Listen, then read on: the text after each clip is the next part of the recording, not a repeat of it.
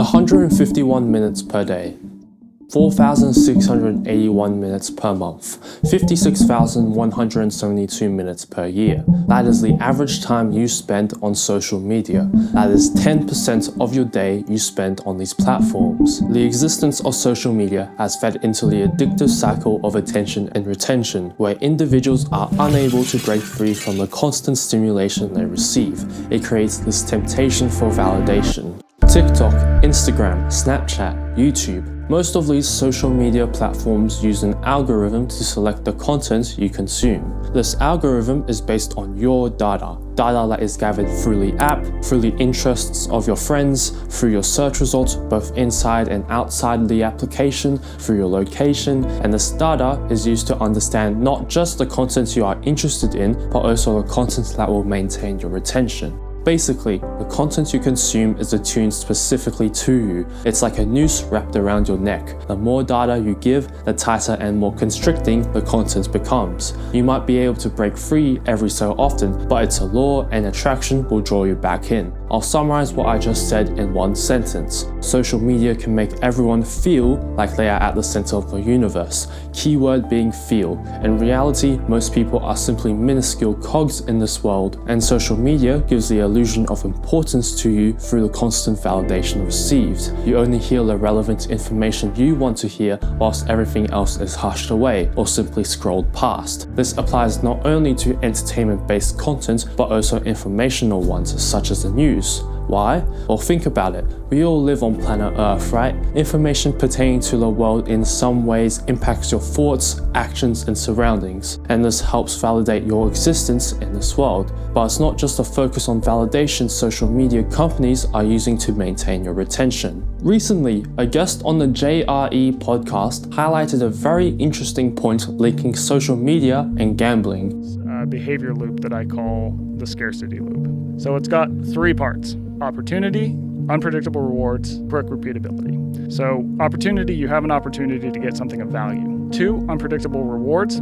You know you're going to get the thing of value if you continue the behavior, but you don't know when, and you don't know how valuable it's going to be. And then 3, quick repeatability. You can immediately repeat the behavior. Now, the reason that people are so interested in this, companies, casinos, is because this sort of 3-part system I just laid out, it can get people to repeat a lot of other behaviors too. So it's in social media, sports gambling, dating apps. Gambling is popular due to the inherent risk-reward model that allows the rewards to feel that much more satisfying. There's a very real possibility of losing something when you're gambling, and due to that latent risk, winning and being rewarded is that much more satisfying. This same risk-reward model from gambling can be seen in social media. Think about it. What are you risking? Well, in this case, when scrolling, you are risking your time. Time that could be spent exercising, working, doing something productive, is instead being spent consuming content you lack interest towards. And what's the reward? Well, we talked about it just before. Your satisfaction, which can be derived from the constant validation you receive from the content that resonates with you. This exact same logic can be applied with posting on social media.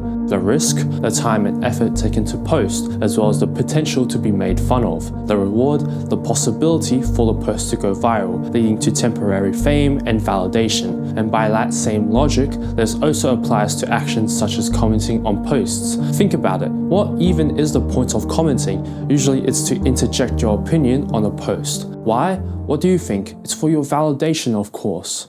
Now, some of you are probably sitting there thinking, what about the science? Well, surprise, surprise, research has shown that self-esteem plays a role in social media addiction. More specifically, there's a negative relationship between social media use and self-esteem. Or in layman's terms, the more you use social media, the lower your self-esteem is. This can be attributed to individuals with lower self-esteem being more reliant on social media. Moreover, there's evidence to suggest that there's a positive association between self-esteem and life satisfaction. That is, the higher your self-esteem is, the higher your life satisfaction is. By this metric, if your self-esteem is low, potentially as a result of excess social media use, this would correlate with low life satisfaction. So to sum the research, there's evidence to suggest that increased social media use correlates with lowered self-esteem and subsequently life satisfaction. And that's a key takeaway. Social media isn't just a time waster. It isn't just a short hit of entertainment, it is a drug,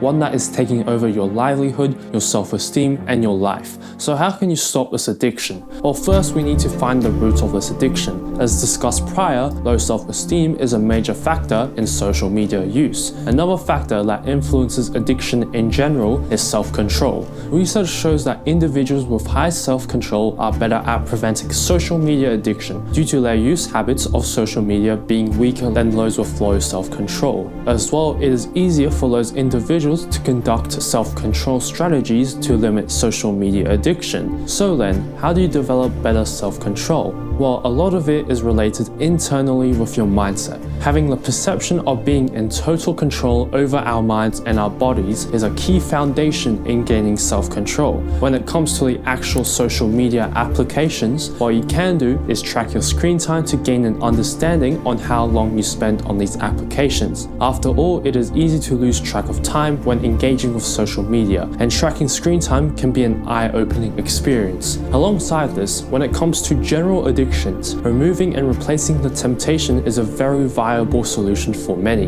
Rather than scroll on social media, go out for a walk or exercise. When doing important tasks such as working or studying, leave your phone away in a separate room or location. These are just some pieces of advice that can potentially help alleviate social media addiction.